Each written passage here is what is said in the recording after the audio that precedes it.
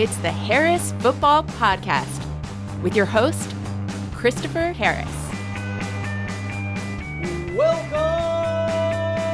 Hey, everybody. Welcome in. My name is Chris, and this is a show about architecture, the architecture of your soul. Hello there, tapeworms. Thank you for listening today. I want to start today's podcast by preparing you for what is coming down the pike here on the little podcast that could.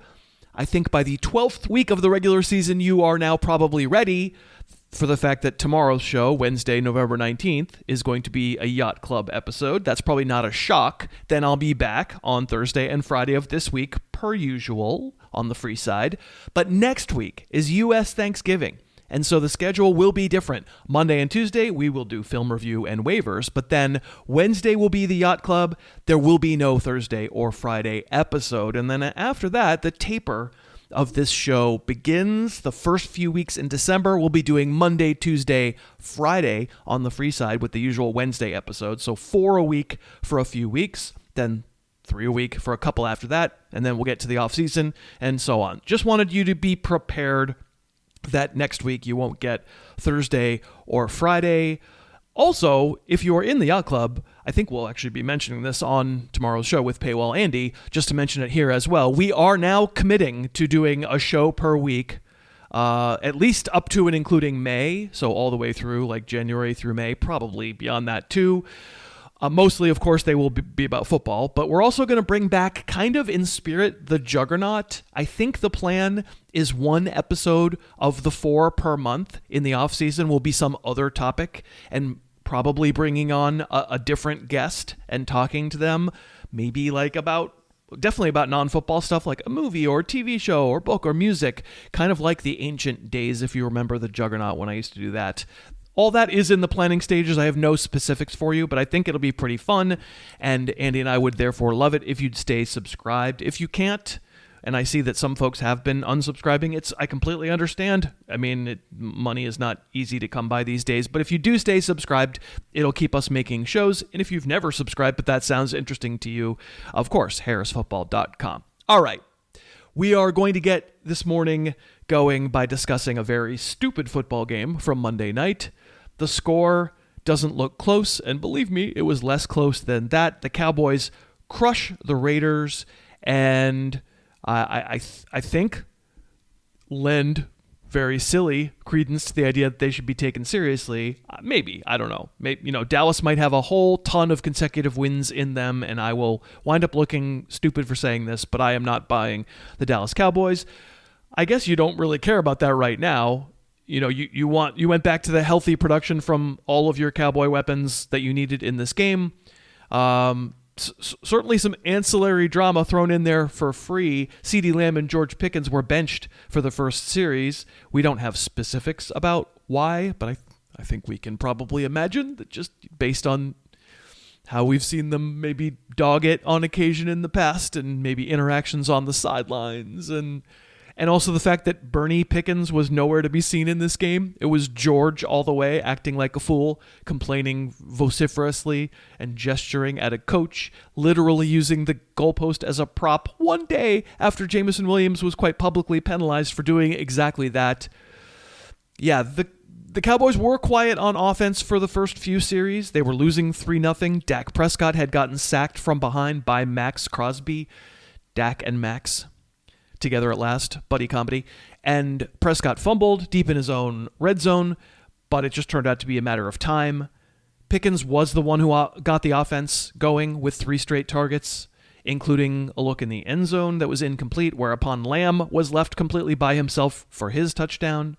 Next drive, on a 4th and 1 from the 5, Jake Ferguson scores an easy fall-down touchdown that made it 17-6 right before halftime. Pickens got his score, makes a great open field move, and it's 24-6, and it was a pure laugher from there.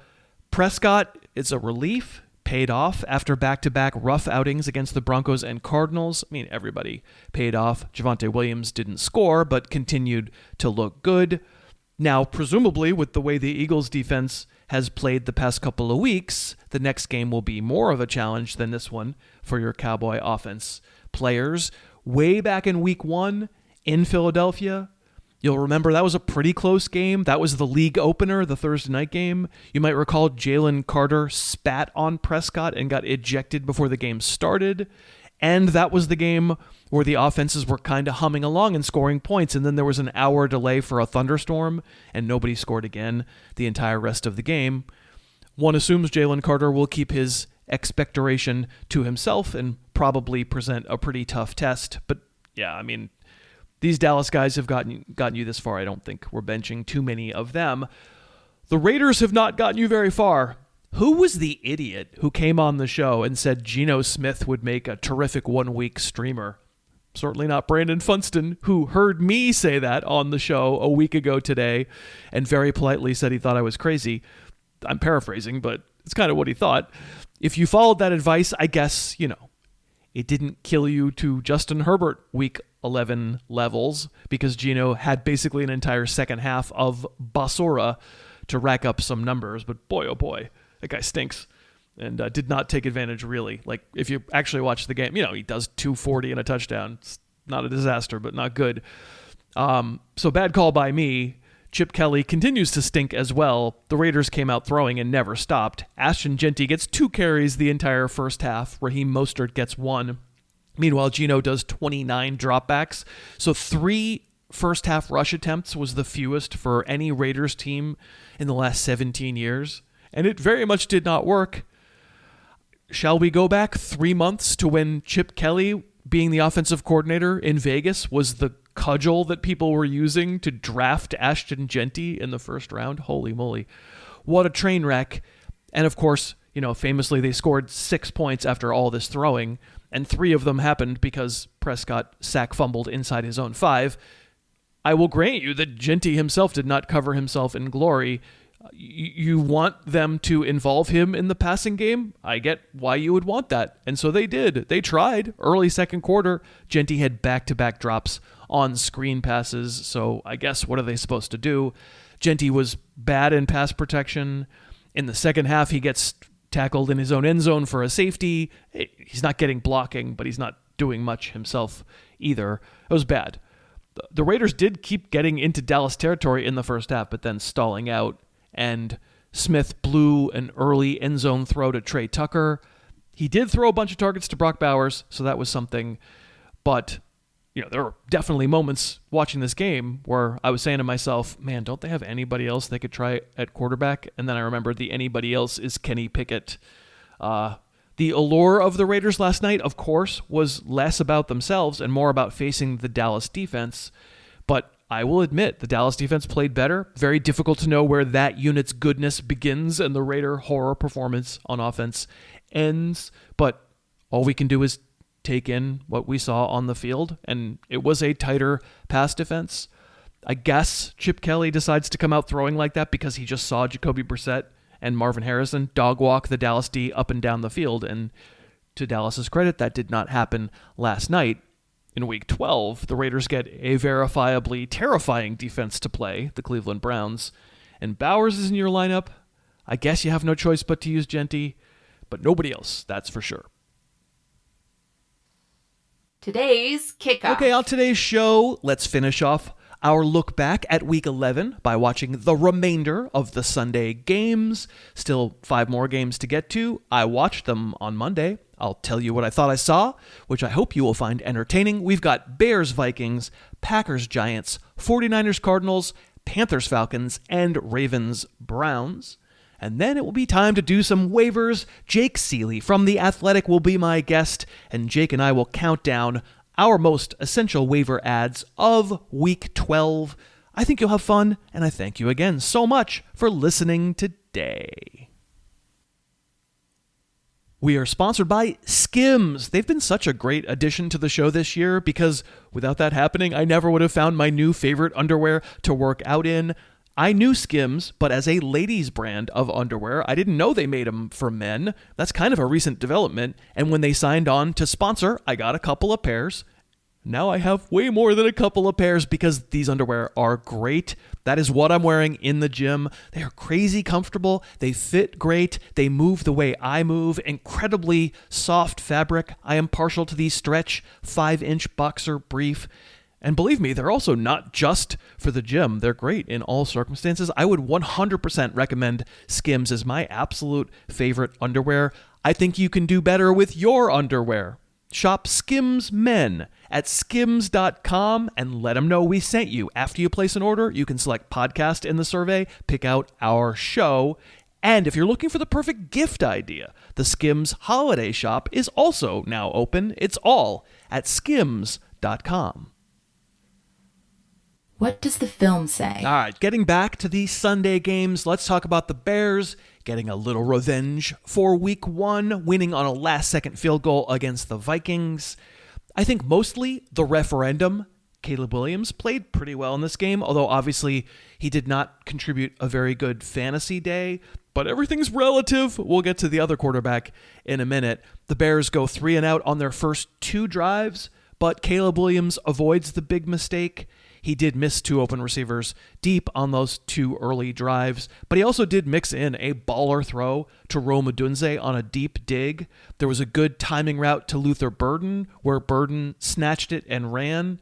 The point with Caleb Williams continues to be, when he's good, he can look incredible, which might bode well for the future if he can harness it and look good a higher percentage of the time. His escapability, I mean, every single game he does something where you go, how did he even get away? He has the spin move in the backfield that seems to always work. Of course, his low points are not great, and there are times when he just misses an open receiver on a pretty easy throw.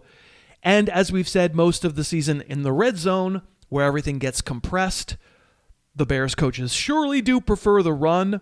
Although in the red zone there was a chance for an Odunze touchdown, and Williams had a really tight window and couldn't quite pull off the throw.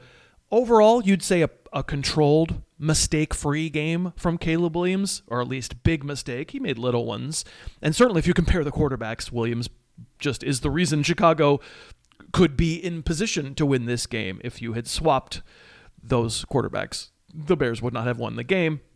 Certainly got a drop from Luther Burden in the third quarter, but then Burden also converted a 3rd and 13 on that same drive with a little stop route where he did a run after the catch.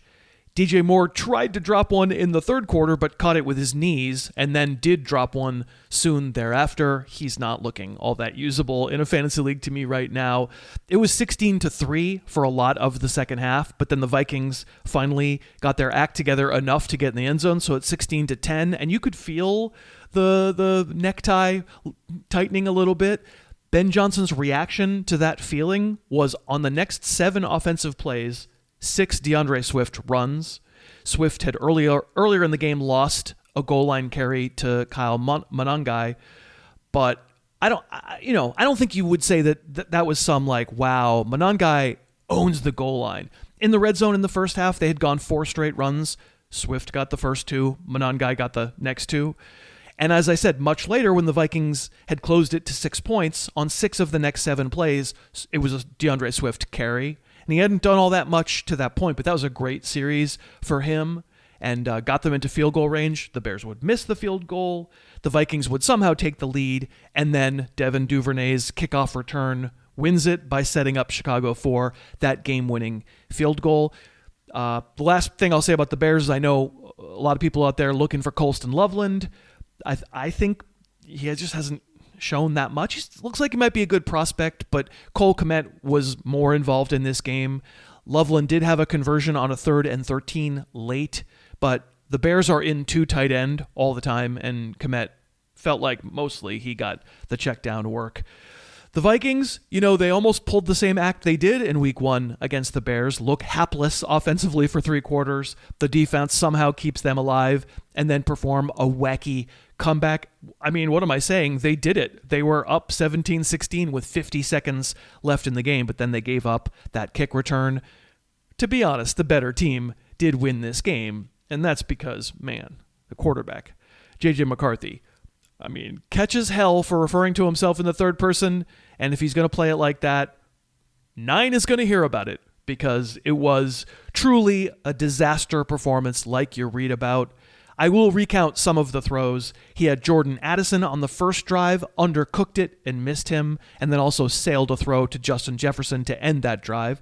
Late second quarter, a horrible interception, throwing late on a crossing route deep in his own territory. First possession of the third quarter, blows a throw high to Jefferson. He absolutely should have thrown another pick late third quarter, throwing it just way too late, and 2 Bears defenders close in on it and drop it. And the very polite Minnesota fans start booing. Going into that final drive, McCarthy had 74 yards passing in a game where they're trailing by multiple scores for most of it. It was legitimately terrible. So Jordan Addison had an early drop. TJ Hawkinson had a late drop. But then on that final drive, Addison converts a 4th and 3. Jalen Naylor with a catch down to the 15, and Addison gets the touchdown with the Bears defense overcommitting to Jefferson in the end zone. But this has obviously reached multi-week emergency status with J.J. McCarthy. Someone else whose highs obviously can look high, but just who isn't as far along in his development, if he ever will be, as Caleb Williams, and therefore just is not hitting those highs as often.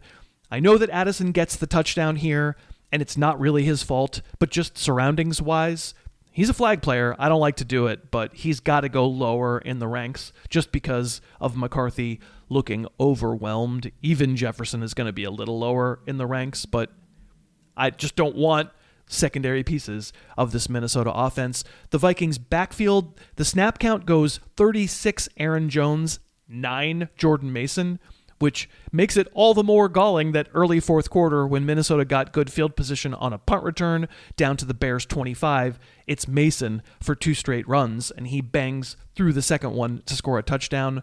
I don't think you'd be chasing Mason either. Aaron Jones started the game well. Had, I think you could argue, 2 drops. I think he was only credited for 1, but it's 80 scrimmage yards, and that probably has to earn him another fantasy start week 12 against the Packers, while the Bears will face the Steelers. We'll move on to the sad news about the gerbil. The Packers finding a way to win in New York against the Giants, and the Jack Gerbil, Josh Jacob, he hurts a knee. I'm pretty sure he did it on the first series. He caught a screen. He tight-roped down the sideline for 16 yards. I think on that play is where he banged his knee on the MetLife turf and immediately asked out, and he was in the blue tent, and Emanuel Wilson was in. That drive ended with the first of several horrible Romeo Doubs drops, and they punt. Jacobs appeared to be okay. He came back in the game. It was actually Jordan Love who then was out of the game. He had a non-throwing shoulder injury, and Malik Willis made an appearance. He came in for a 3rd and 8, immediately converted with a zone read keeper. So then it's the end of the quarter. They flip the field. Love is in the locker room, and Willis is under center. They're at the 5. Jacobs gets 2 straight runs. I kind of thought he was in on the second one. Obviously, I'm biased.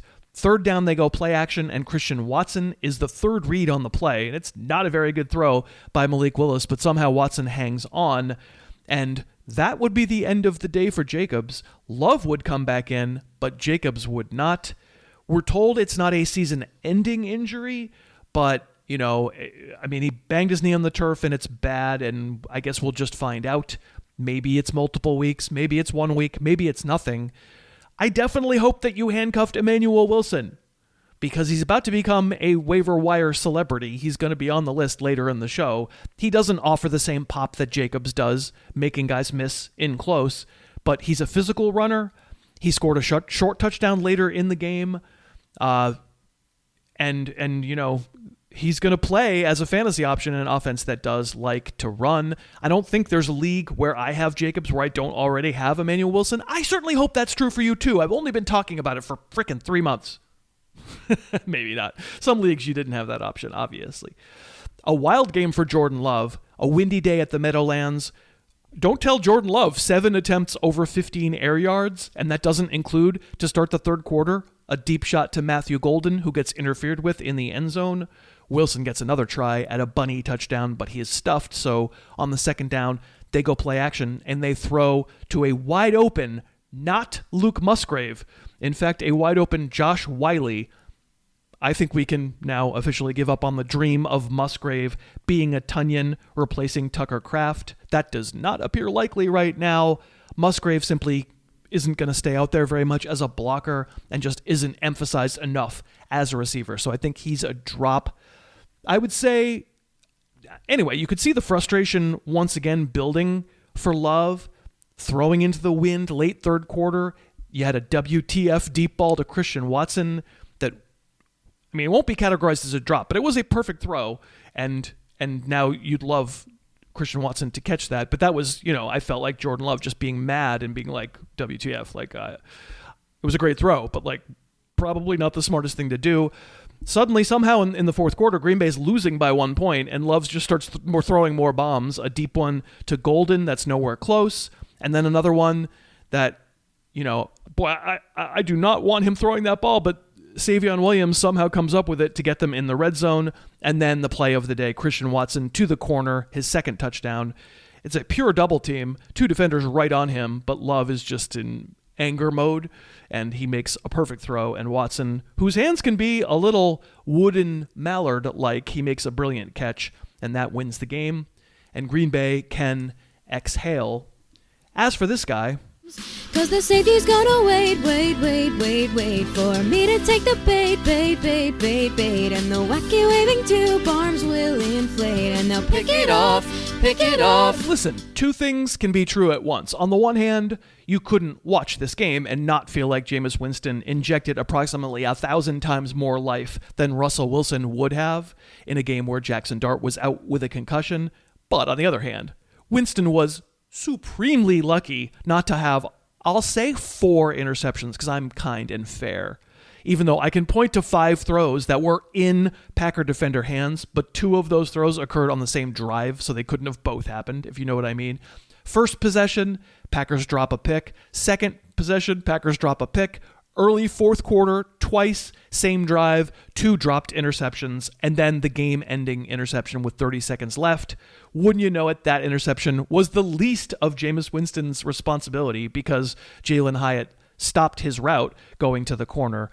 Winston certainly also made some big plays. Most of them were to roster scrap heap old pal Isaiah Hodgins 2 or 3 years ago, an ancillary piece for those Daniel Jones, Tommy DeVito teams. Hodgins had some third down catches and a big 4th and 2 in the red zone. Jameis even got a rushing touchdown. Obviously, the hope would be that Dart can come back and continue developing while at the same time not getting hit in the head quite so frequently while he's a runner. But if he can't, Winston certainly gives the offense a better chance than Wilson ever would. And what worked out best for the Giants here and what kept them in this game, the offensive line was actually really good. They give Winston time against that Packer pass rush. They kept everybody honest enough for the run game to work as well. Tyrone Tracy played quite well, started the game strong, ended it strong.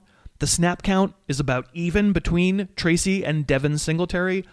It's clear who had more juice between them running, between the 20s. That was clearly Tracy. Also clear who Mike Kafka, the new Kafka-esque Giants head coach, prefers at the goal line, and the Giants had 3 separate drives that got inside the Green Bay 5. Devin Singletary played on all of them. Tyrone Tracy played on none of them. Singletary is the goal line back. He scores 2 touchdowns in this game. I think it's tough to chase Devin Singletary, but his presence also makes Tracy hard to trust as well. I'm going to have Tracy ranked ahead of Singletary for this week, though. And of course, if and when Dart is back, we may wind up readdressing this entire backfield situation. Next week, the Giants go to Detroit, and the Packers host the Vikings. We are sponsored by Manscaped. You know what else makes a great holiday gift? The gift of smoothness. Whether you're shopping for your partner or your brother or yourself, Manscaped has the Performance Package 5.0 Ultra. Trimming and hedging and shaving. It's a truly wonderful gift idea. Below the belt maintenance. Well, that's just good manners. Don't be a hairy wildebeest down there. Take care of it with the Lawnmower 5.0. Also, in the Performance Package, you get the Weed Whacker ear and nose hair trimmer. I use these. I have fun joking about these trimmers, but they're awesome little gizmos, just body hair trimmers that you or they will have forever. I have a lot of Manscaped gear from over the years. It all still works great. It is incredibly well made. Give the gift of smooth this holiday season with the Performance Package 5.0 Ultra, and I can get you 15% off when you go to manscaped.com and use the code HarrisFootball, all one word. That's 15% off with code HarrisFootball, all one word, at manscaped.com. Harris benches more than Christian McCaffrey. Now, Robot Talia, we've had this conversation before. It's not true anymore. You know, that was younger days. I don't throw up 225s anymore. We're doing 200s. 200s in the gym now. No more than that. 3 more games to go. I was interested to check in on 49ers Cardinals, not because it was all that competitive, but because Brock Purdy was back under center and Ricky Pearsall was back in the lineup as well. One of those things went pretty well. Purdy was a breath of fresh air, getting the ball out faster and more decisively, I thought anyway, than Mac Jones had been doing. Wasn't perfect, plus the Cardinals were so busy destroying their own chances that the Niners were never really under any pressure. They never had a gotta-have-it type drive. But, you know, Purdy has that thing where if he hits his back foot and throws it in rhythm, I expect it to be a great throw and a great play. You almost always know it's a good decision and a very accurate throw. He made basically, I counted like one bad decision, Purdy did, late second quarter. Ran around a little bit, probably should have thrown an interception, but it was dropped. The first touchdown to Kittle, that was pure Purdy, a lofted, aggressive, perfect throw with the right weight on it, perfect placement down the right sideline. He would also have a Christian McCaffrey touchdown thrown in the flat, and then the one that put it out of reach at the end of the third quarter, Kittle again in the red zone. That made it 35-10, and the fourth quarter was just, for both teams, total basura. And that includes McCaffrey's third touchdown. Not sure what he or Purdy are doing in the game at that point, except getting us more stats. I'll take it. I have McCaffrey on a couple of teams. He had benefited on the first offensive play CMC had done from Sky Moore's opening kick return all the way down to the Arizona 1. Basically just an easy day at the office and a nice relaxing breath having Purdy in there. Not so much for Pearsall. I mean, he played the whole game. He didn't rotate that much. He and Juwan Jennings played 38 of 47 possible offensive snaps, ran a bunch of routes, only 3 targets. One on a 3rd and 10 where Purdy's initial read was covered and he checked it down hopelessly for 0 yards to Pearsall. One on a second quarter throw across the middle where the coverage seemed to fool Purdy and Pearsall had to knock away a potential interception. And then one from the Cardinal 4-yard line in the third quarter, not really even a target to Pearsall. Purdy was throwing it away and Pearsall happened to be closest. Not that Juwan Jennings went crazy. The Niners just did not need a ton of production from their receivers. But without question, now it's better to wait and miss Ricky Pearsall's first good game.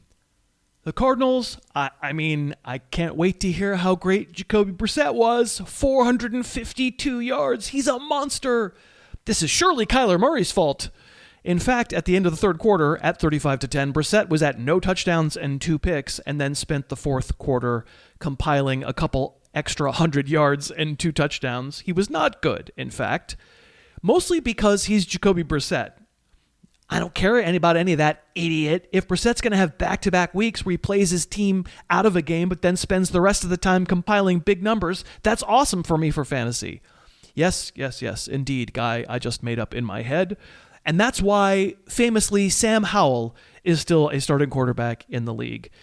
Surely the biggest problem for Arizona here was insanely bad special teams and an ungodly 11 penalties in the first half alone and 17 for the game, the most in, I believe, the 105-year history of the franchise. But Brissett also was not very good. The one thing we'll try and take away here is we spent Michael Wilson's rookie year tantalized by some interesting film. I did a film futures or whatever it's called on him. You know, here can be your number one future receiver. I said it on the show, and it was wrong. It was very clear the Cardinals did not agree as they selected Marv Jr. last season, very early in the draft. But Harrison was out of this game with an emergency appendectomy, and we were left to wonder, would Michael Wilson actually get used as a number one receiver? And he did. Now, about half of it was nonsense. He had 8 catches once this game was way, way, way out of reach. But that's half. Wilson had 7 catches before the game was out of control, and they really did run the gamut. They took deep shots to him, including on the first play of the third quarter. Didn't really convert on the deep stuff. They threw him a couple of screens. He had a wonderful leaping catch on a ball that was thrown too high. Brissett didn't, funnel every target Wilson's way until it was the fourth quarter and the Niners defense had backed way off. But while it was competitive, Wilson got some deference as the top guy, more than any other receiver, including Trey McBride in this game. And then McBride and Greg Dortch also benefited with touchdowns and yards in Basura time. I leave this game feeling more confident that if Harrison has to miss more games, we can use Wilson and Hope. I'm not sure if Harrison's in there. I've seen enough to say 2 guys can be usable, but maybe it's possible. The Cardinals host the Jaguars next week. I don't think that's that frightening of a defense. And meanwhile, the Niners will play on Monday night against the Panthers. And speaking of those Panthers, they won a thriller in Atlanta in comeback fashion behind a big day from Bryce Young to stay on the outskirts, Carolina did, of the NFL playoff race. Actually, only a half game behind the Buccaneers in the division. This is an overtime game, but don't let that make you think that Young hadn't already racked up a huge day. By the end of regulation, Young had 394 yards and 3 touchdowns. On the second drive, he'd actually gotten rolled up on a blitz and hurt his ankle, and the announcers were talking like he might have to come out of the game. But fortunately for him, the Falcons held the ball for such a long time on the next drive that by the time Carolina got it back, Young was okay and able to play. I'm not sure that I buy Bryce Young himself is about to become some super consistent font of fantasy points, but you couldn't watch this game and think, he didn't play well. And that would continue to be very good news for this guy. So tense, I worried this rookie was just another Xavier Leggett. Xavier Leggett played okay in this game too, although he might have gotten hurt at the end. The first drive, Teteroa McMillan had a catch inside the 5, and then they go play action. He scores his first touchdown in the 2-minute drill at the end of the half. And the Falcons had pretty much dominated the half with like 21 unanswered. McMillan caught a deep dig that was awesome run after the catch. And for some reason, they actually gave Chuba Hubbard the end of that series and not Rico Dowdle. Hubbard in the red zone on that one drive had 2 carries, a reception, and a drop in the flat. The Panthers would wind up kicking a field goal and being down 21-10 at the half. Second half, they just moved it. Supporting roles both for Leggett and Jalen Coker. Leggett scores a touchdown on an absolute dime by Young. Fourth quarter, just play after play by Tet. There's a 4th and 1 right around midfield, and Young gets stepped on for a sack, and they have to turn it over on downs, but they get it back for one last chance. Dowdle had been absolutely bottled up, but this one play, he catches a screen with 1:20 left and tightropes down the sideline, initially ruled a touchdown, and then they decided that he'd stepped out around the 10, which allowed a second touchdown to McMillan to go ahead 27-24, and then the Falcons would tie it and send it to overtime. Carolina got a stop in OT, and then Tommy Tremble hadn't made a catch all game. He catches a nothing little hook, and the Falcons just refuse to tackle him. He goes 55 yards, and the winning field goal is set up. It's a wild result that probably doesn't mean that A, the Panthers are about to become some pass-first team, or that B, we should be investing heavily in their ancillary receivers just yet. But Young's play, just keep playing like that, buddy, and Ted McMillan can be a league winner through the fantasy playoffs. We certainly like that. For the backfield, this is still entirely the Dowdle show. He just didn't have a lot of room, and when he doesn't have a lot of room, he's not a super dynamic runner. Power back. He can hit a nice top-end speed, but he needs that proverbial long runway. That very late screen got him to 100 scrimmage yards, which we will take. For the Falcons, a dispiriting loss and a season filled with them.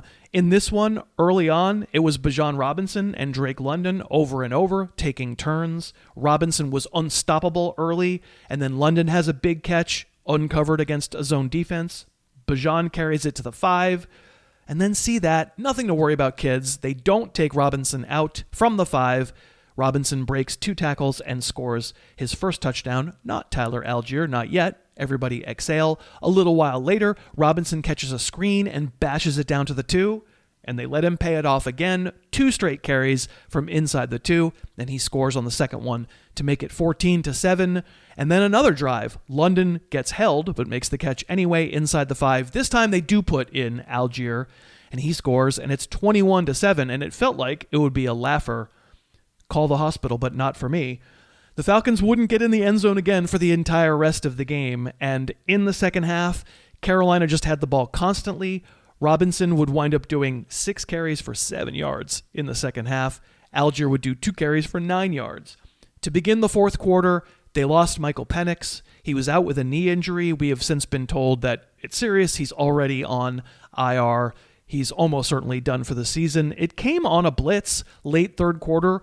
I guess on replay, I now do see him grabbing his knee. He's a pretty tough dude. He's obviously had bad knee troubles in college in the past because he walked off. And now we know this is going to be the Kirk Cousins show the rest of the way. We also know that Drake London hurt his knee on the last play of regulation before the Falcons kicked the tying field goal. He did not play Atlanta's 3 plays of overtime. And London sprained his knee, and he'll definitely be out next week against the Saints and possibly more beyond that. So how did the Falcons look with Kirk Cousins at quarterback, even with Drake London in for most of it? I'm going to say not great. Whole lot of checkdowns, not much going on downfield. You know, we're going to talk probably about Darnell Mooney in the waiver segment here in a little bit, but with Kirk Cousins throwing it to him, it's not exciting. I'll tell you who I'm not chasing is Kyle Pitts. Could he do 1 or 2 good games with London out? Sure, I'll allow for it. I'll just tell you, as I was watching this game at one point, late in the game, he dropped a ball, and I was like, oh, right. Kyle Pitts exists. All right, and then we'll wrap it up with the Ravens, not exactly looking convincing most of the afternoon against the Browns. Cleveland gets a Keaton Mitchell screen pass deflected off his hands for a pick 6. They get a Ravens fumbled punt inside the 5. That's how they built a 16-10 halftime lead, almost exclusively because of their excellent defense. And in the third quarter, they also get a red zone batted ball thrown by Lamar Jackson that they again intercepted, all of which made things very hard on Baltimore's offense. Lamar was kind of a mess. Myles Garrett sacked him twice in the first half and then twice again on the first series of the second half. And the threat of Lamar Jackson as a runner just wasn't there, either because maybe he's banged up or also the Browns were just disciplined in their contain. Jackson had 1 effective scramble on a 3rd and long on the first drive where he ran down inside the 5, whereupon Derrick Henry was stuffed. Mark Andrews couldn't catch a target. Lamar Jackson was sacked. They kicked a field goal. Late first half, Zay Flowers finally got involved on a corner route, a 45-yard gain down to the 5. Derrick Henry got stuffed. Keaton Mitchell came in and got a carry down to the 2. But then finally, order was restored and Henry returned to get his touchdown. But Henry only had 30 yards rushing in the first half. Yeah, stop me if you've heard this before. A lot of Derrick Henry getting stuffed. But late third quarter, he bashes through the Cleveland line, a 60-yard run where he unleashes a lot of frustration. And we feel it too. Big fella. They give him 2 chances to score again, and he can't get in either time. Browns defense is just really good. And then Lamar runs around, is almost intercepted again, and they kick yet another field goal. Against almost any other offense, this would have been a loss for Baltimore. But of course, Cleveland doesn't have any other offense, and the Ravens defense would just make another stop and get the ball back. Flowers has another long catch, another field goal. It's 16-16 with 5 minutes left. Another Ravens defensive stop. And at 4th and 1 in field goal range, the Ravens roll the dice with a bush push formation, but Mark Andrews doesn't pile up the middle. He runs around the end for a 30-yard rushing touchdown. That was the final margin. Hard to count on that every week from Andrews, though obviously he does tend to be a red zone target magnet, and in fact had 2 no-go end zone targets in this game. Certainly he's no longer among the elites at tight end. Flowers and Henry, they do just enough, and Lamar will be looking for greener pastures against the Jets next week. The Browns don't have many players we're using. Quinshon Judkins is really the only one. He had a few good power runs up the gut. And you can see he's a good player, but yeah, the Browns were 0 for their first 8 on third down conversions. Offensively, the closest they got to a score was after that Baltimore fumbled punt. Judkins got back-to-back carries, but was stuffed. On third down, Dylan Gabriel looked for Jerry Jeudy and did not convert. Cedric Tillman had a couple of impressive catches on vertical routes in the first half. You're not chasing him. Plus, on a silly zone read keeper that should not be in the Cleveland playbook, Dylan Gabriel got concussed. He played a couple more plays before halftime, but then after that they realized he was concussed. And here came Shedeur Sanders. He was not very good. The book on why Sanders, about why he fell in the draft, was about holding the ball too long and running around and just thinking, I'm a better athlete than everybody and I can just hold it forever. In the NFL, he is most certainly not a better athlete. And when the Ravens would blitz him in the second half, he had no answers. Once the Ravens finally took the lead, there was a chance for one last drive, and Sanders made a couple of plays. Actually converted a third down. Harold Fannin makes his first and only catch of the game down the field. Unfortunately, Harold Fannin then drops the next target. Jerry Jeudy converts another third down on a check down, basically running it on his own, but then Sanders is just not ready. Maybe he'll never be ready. He was 4 for 16 throwing the ball, which is not very good. And the less said about his interception, the better. I have no idea what he was even looking at. And he is expected to start Week 12 against the Raiders. We are sponsored by Leesa. Have I told you lately how much I love my bed? This time of year, I need sleep. I got a great night's sleep last night. Having watched all those games and having written this podcast, it was 8 hours. I fell asleep at 9:30. It was awesome. If you haven't been sleeping great, if you've been putting off getting a new mattress, I couldn't recommend Leesa more highly. I've been sleeping on a Leesa mattress for a decade. Also, though, mattresses are very individual things, and it's important that a new mattress work for you. That's why Leesa sends you a new bed, and you get 100 nights to sleep on it to make sure it's perfect, and if it's not, they'll refund you and come pick it up. And starting tomorrow, their Black Friday, Cyber Monday sale will be rocking. That's 30% off mattresses when you go to leesa.com. That's November 19th, tomorrow, Wednesday. You can get 30% off, and that's a great deal. Plus, if you check out using the code Harris, you'll get $50 taken off the top. So head over to leesa.com, find the mattress that's right for you, and then check out starting on the 19th tomorrow. Get 30% off, and then for an extra $50 off, use that code Harris. Today's guest. She spotted the ocean, then changed our plans. Why are we going so far away? Stomach is growling, my calves are exposed. Scarf it went flying, this date really blows. Jeans in the ocean. And it is a time of great oceanic exploring with our buddy Jake Ciely. He is, of course, wearing jeans. You can find him all over social media. You can find him at The Athletic. Have I read his waiver column to compare it already to my waiver suggestions? I sure have. The Athletic is where he publishes his waiver column, and then there's the All In Speed Run podcast. There's just a lot of things that Jake Ciely does. Hi, Jake. Hi, how's it going? Yes, and it's the home stretch and getting that second win like we all do. Well, hopefully everybody does. I mean, I'm not going to lie. I'm going to say I just finished doing the Week 11 game film review, and this was a tough week. I had a bad headache through the end of Sunday, and I was like, oh, but I guess I'll have 3 more games to watch. And I mean, beats breaking rocks, but it was a little bit. I'm gonna just cop to it. I may have had a gummy. It's possible.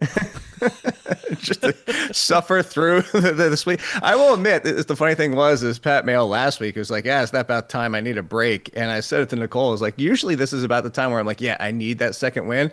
I didn't hit it until just like you, like Sunday afternoon, Monday morning, and like having to go back through and be like, you know what? I wasn't paying that close attention for the Texans game. Let me watch some of this. And I'm like, man, okay, yeah, I need that second win now. I mean, Raybon picked that game. Texans Titans. So I had to like pay special attention to it so I could talk intelligibly about it. So, hey, they're a sponsor. I had the out of office gummy. I had it was a little one, but I made me get through it. And I wasn't like flying or anything. It was like having a half a glass of wine, but it definitely took away my headache. So I guess I'm shilling for a sponsor accidentally. All right. So we are talking week 12 waivers. And before we get into the main list, I'll just say, if you're in a 10-team league and Trey Benson is sitting there are a lot of guys you could probably drop and take the chance. We have no idea yet whether he's even close coming back. But, like, in a 10-team league, probably if Trey Benson's sitting there, you should add him. I completely agree. It's the top of my list because he's still barely over 60% rostered. Nick Chubb has been droppable forever. Drop him. Krosky Merritt at this point, we can drop him. So, yeah, I'm dropping significant names. But, again, we're talking 10-team leagues. Like, those aren't guys that, unless you have an option we're going to talk about today where you really want to drop them. But in a 10-team, absolutely, no question about it. Yeah, and that's the only kind of league that he's likely to be available. So, we sort of that would be a move that we would make, and you can certainly find somebody to drop. So, as always, of course, we're limiting our names to players who are rostered in 1/3 of Yahoo leagues or fewer. So a Trey Benson at whatever 63% is not eligible. But we've got some names. This is a good if you saved some FAAB, it's a good week to have saved FAAB for. As you are aware, Jake, of course, if you're going to add somebody, that means you have to drop somebody, and that means you give them the Thursday boot. Because Thursday Boots has been sponsoring this segment for a very long time, and we love Thursday Boots. It is that time of year. The weather is getting chilly, and it actually rained in LA for I think it's going to rain more, but it's rained for like 4 straight days. I actually wore some Thursday Boots. It's not a common LA thing that I need them, but they work great in weather. They look great. ThursdayBoots.com. Please do check them out. So I'm, of course, going to put these names in today's show notes, so don't crash your car while Jake and I go back and forth. We're going to I've seen your list already. I don't know exactly the order that you blended the positions, but I'm not going to disagree with too many of your guys. But I'm interested to see the order, and there are legit options, so we'll just count them down. Who's your number 5 waiver ad for week 12? Yeah, so real quick, I thought that was really funny. The other thing I did was I was actually laughing through the pain on Sunday because I said to Nicole again, I was like, it feels like every time Chris invites me on his waiver show, bad things happen on Sunday injury-wise. Yeah. And that's what we're dealing with this week. It feels it's like I don't know what the word I'm even thinking for is what is it? Not ironic. Uncanny that every time you invite that you do this. But anyway, because of that, number 5 is a wide receiver, and number 5 is somebody that I said was droppable weeks and weeks and weeks and weeks ago. And we found out just this past week, oh, by the way, he broke his collarbone in preseason. And it's like, hey, that would have been nice to know that he was playing through that to start the year. So now that Drake London is out, I'm turning to Darnell Mooney. I'm not super excited about it, mostly because I'm also still not super excited that Kirk Cousins is at quarterback. But the number 1 on most any teams, even with the worst quarterback in the world. But look at Darius Slayton for years with the Giants. It's not going to be super exciting, but plugging him in as your wide receiver 4, and that's pretty much as far as I would go. You got to pick up Darnell Mooney, and he's obviously been dropped in a lot of leagues as suggested, but now it's time to, unfortunately, I would say, pick him back up. It's weird to be like, hey, go pick this guy up, unfortunately. My number 5 is one Darnell Mooney. 31% rostered in Yahoo. There are going to be a few guys who are qualifying nominally. There's a couple guys who are going to be available in all leagues, and people will check their league to see whether Mooney got dropped. I'm not very excited. He played bad in this game against Carolina. I didn't talk about it. He played bad. He made mistakes in this actual game. They were trying to get him going, and he couldn't. He was part of the quagmire giggity once they had scored the 3 touchdowns. And so, yeah, I don't have great hopes for the Cousin to Mooney connection, but of course have seen Kirk Cousins drag receivers into fantasy relevance in the past. And is Mooney going to be in my top 50 with no London? Of course he is. So he certainly gets added as my number 5 waiver ad as well. Who's number 4 on your list? Number 4 is another wide receiver, and as I put the name here, there was no other name than yours, Chris Harris, that was in my head as I did this, and I said, we don't need to right now win Week 16. We need to win Week 12, so we can hopefully be playing in Week 16. We have the same guy. I think we have the same guy. It's crazy. Do we? Does it involve spitting? It sure does. Yeah. It sure does. And that's why Andrei Iosivas it's 1 week only, but it's 1 week stepping in alongside T. Higgins. And we've seen Iosivas before. When he's there, I would play him in front of Darnell Mooney. He'll probably be inside. I know he'll be inside my top 40. He might even be pushing my top 30. And heck, maybe even top. If 4 teams on a bye, I'm going to just say it right now. I wouldn't be surprised if he's top 25.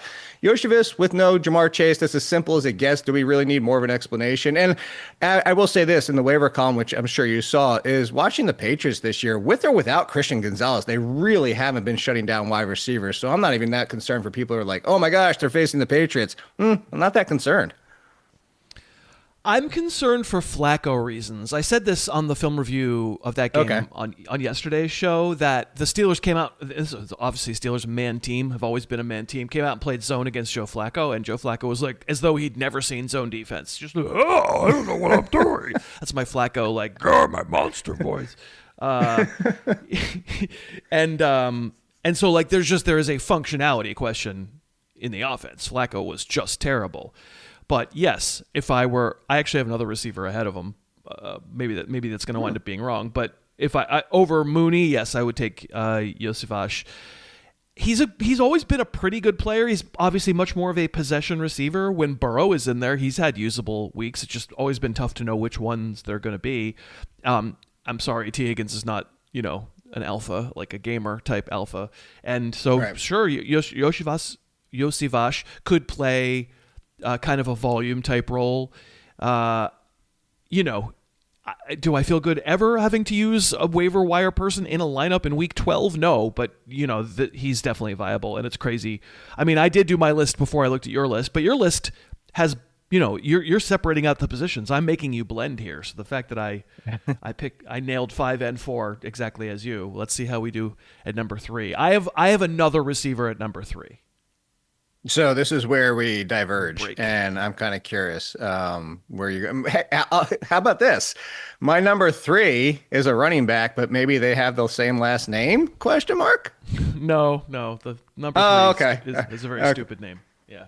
Okay. All right. Well, I'm going Emanuel Wilson, mostly because, and we'll talk about when it comes down to number 2, we're speculating as of today. It almost sounds like Josh Jacobs is more questionable than that other running back. A lot of hints being laid there. But with Josh Jacobs being possibly out, Wilson is. It's funny. We started the season, and a lot of people were championing Chris Brooks as, like, I'm not saying you were. I said there were people out there, and they're like, Chris Brooks looks to be the lead if anything were to happen, and that shifted real quick. And it's been pretty clear since the past 5-6 weeks. Emanuel Wilson is the first up. I do think Brooks would get sprinkled in, but no Jacobs in that offense, which as much as they use their run game, and LaFleur blames everybody else except for himself for why they don't pass more. I would think that Wilson will probably fall into mid-low RB2 territory if there is no Jacobs, which means you're going to start him in most lineups, and another one where you can pick up in week 12 and plug right in, especially with some of the buys that we have this week. So again, another one that I'm not super excited about, doesn't necessarily have the longest leash for what his value will be, but Emanuel Wilson being an RB2, how many RB2s are we finding in week 12 of the season? Yeah, Wilson is my number 2. I've already chastised the listeners, who obviously everybody listening to the show has Josh Jacobs, and if they weren't also handcuffing Emanuel Wilson to him, I've already yelled at them. I pre-yelled before you came on, Jake, so you didn't have to hear that unpleasantness. 9% rostered. Obviously, most people who have Jacobs have not been rostering Wilson. I have him everywhere, and I think he's. I mean, Chris Rodriguez is not going to make my list. I doubt going to make your list, but he's an honorable mention. No. And like, imagine Chris Rodriguez in a Packers uniform. You'd have Emanuel Wilson, like a good power back. There's not a lot of speed there. The thing that makes Jacobs magic is his shiftiness within the tackle box. Like, nobody's like that. Nobody at that size moves like that, and Wilson certainly does not. So it's not going to be a replication, but it's a great opportunity, and he's a pretty good power player. So he's my number 2. My number 3 is actually Kayshon Boutte, not knowing yet whether he comes back. But this was an opportunity, a mini buy opportunity for Boutte's hamstring to finally get healthy. That's what I meant by a stupid last name. He's fine, guy. Like, just Boutte is funny. I want a piece of the Drake May experience, and especially against the Bengals. We mentioned that game already. I like a piece of it. I don't know yet whether he's healthy. He's only eligible by a technicality. It's 33% rostered because of the injury. He's not a guarantee. It's not a lock. I mean, the first month of the season when Booty was producing, everybody told me he can't keep doing it because the volume's so low. And now everybody goes, yeah, with Drake May, I don't really care if the volume's low. There's a chance for a long play and a touchdown. So of those three receivers that made my list, Mooney, Iosivas, and Booty, I by a little bit would pick Booty. So if I knew he was 33, I would have said Booty. So Booty, for me, I agree with you. I didn't think that he had fallen that far, which is crazy because you just said it. Everybody was telling me earlier in the season, like, oh, you should be higher on Booty. And I'm like, it's still the Patriots. They still spread it around a lot. And then I was arguing to pick him up and they're like, yeah, he only gets one catch for a touchdown. I'm like, wait, you can't make him happy. There's no happy ground, Chris, when it comes to Booty. Either you're too low or too high. It feels like, oh, by the way, Keon Coleman 2024, which is what the Patriots are, which is what the Bills are, is they spread it around. But I am with you to make that all clear. If I knew he was 33%, he would be in front of Iosivas and Mooney because there's a longer value there. It's past just this week, even if he's not back this week. So I'm in agreement. You've stumbled on a truism, which is nobody can be satisfied when it comes to Booty. Let's face it. No. Who's your number two? So by a technicality, he's at 33 and he's right there, and it's Kenneth Gainwell. And so that's what I was alluding to before.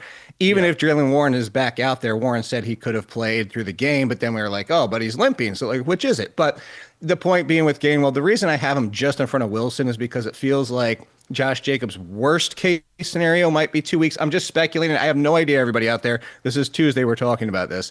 But Wilson, best case, 2 weeks. Kenneth Gainwell, even if Warren is back out there, it's not as valuable as Wilson with no Jacobs. But we know Gainwell could potentially be put in your flex for the rest of the season because the Steelers kind of went down the road with the Jaylen Warren of like, oh, we're going to use him. Let's lean into him. And then he gets banged up. And maybe the Steelers are going to be like, you know what? It was working fine with Kenneth Gainwell was a flex option. So again, I'm all speculating there. I'm not saying this is truth. It could be they go right back to a healthy Gainwell 80% of the time. And not Gainwell is Warren. You can't use Gainwell.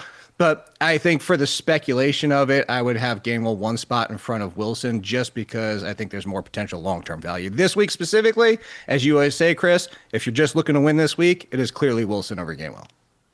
Yeah, depending on the starter's health. Gainwell is my number 6. He's 33%. Rosterdy is my number 6. So like, I'm not going to argue too strongly other than I just don't think he's good. You know, the Bears are not a bad matchup. Yeah. So our number 1 is going to be Sean Tucker, I assume, 27%. Yeah, 100%. I was trying to find a way to get my boy Jaden Higgins into the list, but he would be an honorable mention for me. But Sean Tucker, absolutely, mostly because whether or not Bucky Irving comes back, Sean Tucker is going to be involved at this point. I think that's clear to everybody. And we've seen this before where the replacement's playing so well. Rico Dowdle, where not only could be time shared because why force Irving back into 70% of the workload when he comes back because the fact that he is on the smaller size of the running back spectrum where he's more likely to get banged up, as we've seen again, trying to predict injuries. But the point remains is why would the Buccaneers be like, yeah, let's go right back to Irving at 70, 80% of the workload. They're splitting it here. And then there's the open door non-zero chance where just like Dowdle, what if Irving comes back and just doesn't look as good and Tucker continues to look like Tucker?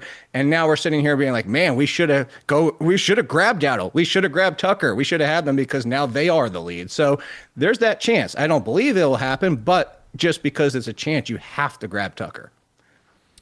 Yeah, I'm almost trying not to galaxy brain it. I'm just trying to say, I don't even know, like, Rachaad White played just as much as Tucker did in that game, and Tucker kind of was lucky to be the one who found plays that were ridiculously wide open, like his receiving touchdown, like I could have scored. So I'm trying not to galaxy brain the Bucky Irving situation or what it looks like in the fantasy playoffs. I'm trying to win a game this week, and it's the Rams. It's not great. Like, I don't feel awesome about that as a matchup, but to try to grab a hot player at the right time and just hope to ride some coattails if I'm in a desperate situation, that's why I'm putting Tucker at 1. Like, I'm comparing it to Emanuel Wilson. Like, you're right. Tucker has a chance to be just as involved in a pretty good offense as Wilson does, and then there is some, like, longer tail that that Emanuel Wilson or Kenny Gainwell just doesn't have if the starter gets healthy. And Tucker does have some future longer tail. So yeah, we agree. 27%. If you're a Jacobs owner, Are you firing FAAB hard after Emanuel Wilson? If Sean Tucker and Gainwell were already on rosters, yes. If not, then I'd probably just kind of shoot across the board and shotgun it and be happy with what I get. It also depends on how desperate you are. If you're Jacobs with, I'm trying to think of like Jake. I was gonna say RJ Harvey is on a bye. The Javon Achan, there's you go. I mean, you were glorious if you had Achan and Jacobs, but I'm just trying to think like if you're that desperate, then yeah, you kind of have to kind of fire the full rounds. If I have Jacobs, I want to get Wilson. That's the clearest path to me. Like, I don't think Gainwell as the rest of the year starter for Pittsburgh is going to be worth an RB2, to be honest. I think he's kind of bad, and like the Steelers kind of stink, and Aaron Rodgers might not be there, yada yada, all the reasons. So yeah, I feel like if you have Jacobs, you should go get Wilson. Like, you should probably just spend just to make sure you have the Green Bay. It's a knee injury, and granted, it's like a bone bruise, and he landed on the bad turf in MetLife, and yeah, he might be fine. But if a knee injury is scary, and I can see myself winning a fantasy championship accidentally with Emanuel Wilson because I had Josh Jacobs, and I kind of can't see it with Kenny Gainwell, or honestly with Sean Tucker either, if Bucky Irving winds up coming back. Other honorable mentions for me, in addition to Gainwell: Chris Rodriguez on a bye, Bashul Tootin injured, Brian Robinson. I'm just listing handcuffs. Like, handcuff Brian Robinson to Christian McCaffrey. Please go do it right now. Blake Corum. Yeah. If you have Kyron Williams, please go get Blake Corum. Like, this is the time to do it. I mentioned Devin Singletary on this list. I don't really want to do that. Jaleel McLaughlin, I really don't want to do that. Luther Burden, fine. A.D. Mitchell, fine, whatever. How about a streaming quarterback for the week? There's really only one option, I feel like, at this point of the season, because he just took the job again. So Tyrod Taylor, mostly because anybody else under the 33% threshold, like, I do not like them, or I really don't like their matchups this week. I'm curious if you came up with anybody else. Jameis, just because he's Jameis. I wasn't sure he was playing. Yeah. I guess that's the question. Yeah, the question is whether Dart comes back. We don't know. It's Tuesday, as you said.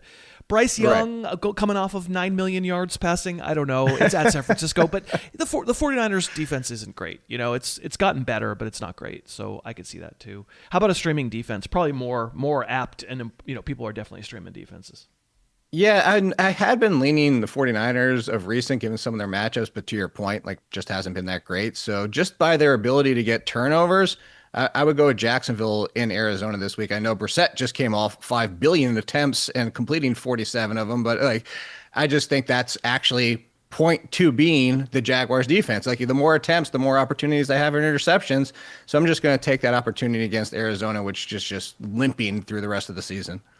I'll take Saints. Home Falcons, Kirk Cousins. Them. Yeah. I mean, the last time we saw the Saints play, they're pretty good on defense. The Carolina's offense isn't as crappy as maybe we think, and the Saints defense played great in that game. So they would probably be my choice, but I put the Jags on the list as well. All right, well, I appreciate you getting up early and doing this. I know you got to get going and do a bunch of other media stuff. You can find Jake all over Twitter, all over Blue Sky. You can find him all over The Athletic. Subscribe to the All In Speed Run. It's a fun, short podcast that Jake does not waste your time with silly songs and jokes like some people I could mention, and just gets to the heart of the matter. Subscribe. Look up All In Speed Run. You can find that podcast. Thank you for doing this, my friend. No, I always love doing it.